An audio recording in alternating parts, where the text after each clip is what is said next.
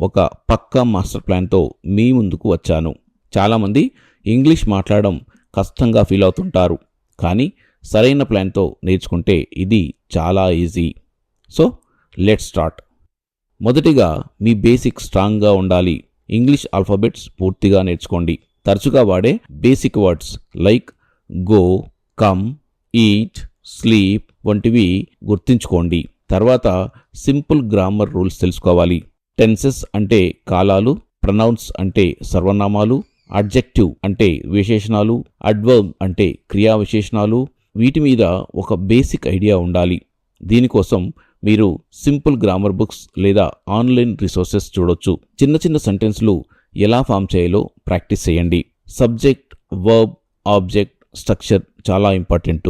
ఈ చిన్న చిన్న సెంటెన్స్ ఫామ్ చేయడంలో సబ్జెక్టు, వర్బ్, ఆబ్జెక్ట్, ఈ స్ట్రక్చర్ అనేది మనకు చాలా ఇంపార్టెంట్.